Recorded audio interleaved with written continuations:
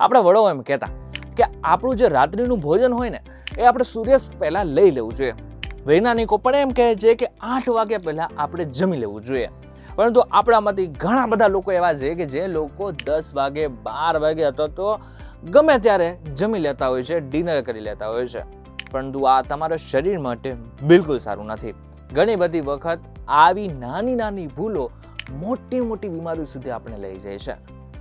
તો એકચ્યુઅલમાં જમવાનું છે ક્યારે અને કઈ રીતના જમવાનું છે? અને જો આપણે મિડનાઇટ ડિનર લઈએ છીએ, એટલે કે 8 વાગ્યા બાદ કોઈ પણ ડિનર લઈએ છીએ, તો શરીરમાં કયા કયા ફેરફારો થાય છે એ જો તમારે જાણવું હોય તો ધ્યાનથી સાંભળજો. હું તમને એક વાત કહું.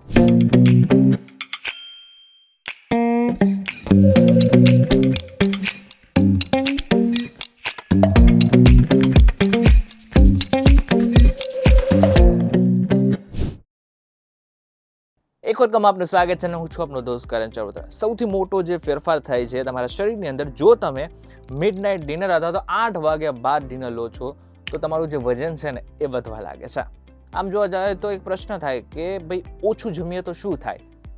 વજન નહીં વધે ને? આવું નથી હોતું. તમે જ્યારે 8 વાગ્યા બાદ, અને ખાસ કરીને એવું કહેવામાં આવે છે કે સૂર્યાસ્ત બાદ જો તમે જમો છો તો તમારી જે મેટાબોલિઝમ સિસ્ટમ હોય છે એટલી બધી ધીમી પડી જાય છે કે જેને જ કારણે તમારું જે પાચનની જે ક્રિયા હોય છે એ બહુ જ ધીમે થાય છે. અને જેને જ કારણે જે તમે ભોજન લીધેલું છે ખાસ કરીને એને પચવામાં શરીરને બહુ જ કષ્ટ પડે છે. આખરે શું થાય છે, તમારા શરીરની અંદર એ ભોજન પડ્યું રહે છે અને ચરબીના રૂપમાં એ જમા થતું રહે છે. અને એને જ કારણે તમારું જે વજન છે એ સતત વધતું હોય એવું તમને લાગે છે. એક રિસર્ચ પ્રમાણે જે લોકો રાત્રે મોડા એટલે કે 10 વાગ્યા પછી જમે છે તેમના શરીરમાં ઇન્સ્યુલિન અને કોલેસ્ટ્રોલનું સ્તર સતત વધે છે, જે સીધું જ મદસ્વીતા તરફ દોરી જાય છે. હવે જે ઇન્સ્યુલિનની વાત કરીએ ને એ અહીં સમજવું જરૂરી છે. નામ બહુ જ વિચિત્ર છે પરંતુ સમજવું દરેક વ્યક્તિ માટે જરૂરી છે. રાત્રે આપણું શરીર મેલાટોનિન હાર્મોન રિલીઝ કરે છે જે ઊંઘ માટે જવાબદાર છે. જો આ સમય તમે જમો છો તો મેલાટોનિન અને ઇન્સ્યુલિન વચ્ચે સંઘર્ષ થાય છે, જેના કારણે બ્લડ શુગર લેવલ કંટ્રોલ બહાર જઈ શકે છે અને લાંબા ગાળે ટાઈપ 2 ડાયાબિટીસનું કારણ પણ બની શકે છે. ત્રીજું અને મહત્વનું, એસિડિટી થવી. આમ જોવા જાય ને તો ઘણા બધા લોકોને આવી ટેવ પડી ગઈ છે કે રાત્રે છે ને ખાઈને સીધા સૂઈ જાય છે અને સૂતા સૂતા એમને વિચાર તો આવે છે કે યાર રોજે મને એસિડિટી થાય છે, પરંતુ એનું કારણ એમને નથી ખબર. તો એનું કારણ એ છે કે તમે બહુ જ લેટ જમી રહ્યા છો. જ્યારે તમે લેટ જમો છો ત્યારે પાચનની જે ક્રિયા હોય છે એ ધીમી થઈ જાય છે. અને જો તમે એમાં પણ સૂઈ જાઓ છો ડાયરેક્ટ, તો શું થાય છે, જે અગ્નિ હોય છે એ અન્નનળી દ્વારા ઉપર આવવાની કોશિશ કરતી હોય છે અને એને જ કારણે આગળના સમયમાં તમને એસિડિટી જેવું લાગતું હોય છે.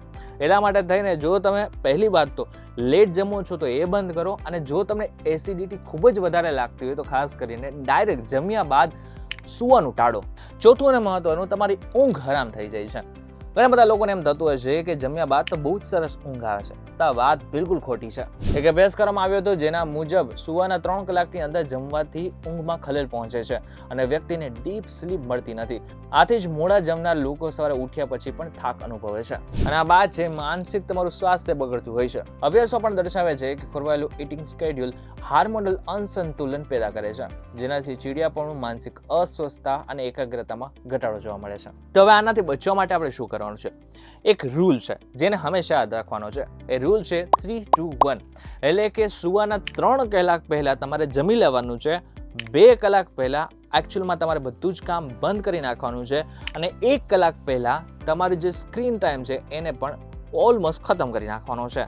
આ છે તમારું બેસ્ટ ટાઈમિંગ સ્કેડ્યુલ, જે આગળના સમયમાં તમને ડીપ સ્લીપ તો આપશે, આનાથી પણ વિશેષ તમારી જે સ્ટ્રેસ છે એને પણ ઓછું કરવામાં મદદ કરશે. જો કોઈ કારણોસર મોડું થાય તો બહારે પનીર કે તેલવાળા ખોરાકને બદલે સૂપ, મગ અથવા તો હળવું ભોજન લેવું હિતાવહ છે. અને જમ્યા બાદ 10 થી 15 મિનિટ વજ્રાસનમાં બેસી શકો છો અથવા તો ચાલી શકો છો, જેનાથી આગળના સમયમાં તમને સીધો ફાયદો દેખાઈ શકે છે. ત્યારે આ કેટલાક ઉપાય હતા કે જે આગળના સમયમાં તમારે ધ્યાનમાં રાખવા જરૂરી છે. પરંતુ કોઈ પણ ઉપાયને ટ્રાય કરતા પહેલા એક વખત ડૉક્ટરને મળી લેજો અને આ બાદ તમે તમારા જે સ્કેડ્યુલ છે એમાં કોઈ પણ પ્રકારનો ફેરફાર કરજો. અમારો વિડીયો તમને કેવો લાગ્યો મને જરા કમેન્ટ કરીને ચોક્કસથી કહેજો. વિડીયો થકી જો તમને કોઈ ઇન્ફોર્મેશન મળે તો વિડીયો લાઈક અને શેર જરૂરથી કરજો. તો આ જ ઇન્ફોર્મેટિવ વિડીયોઝ માટે VTV ડિજિટલની અમારી જે ચેનલ છે એને એકવાર સબસ્ક્રાઇબ કરી નાખજો.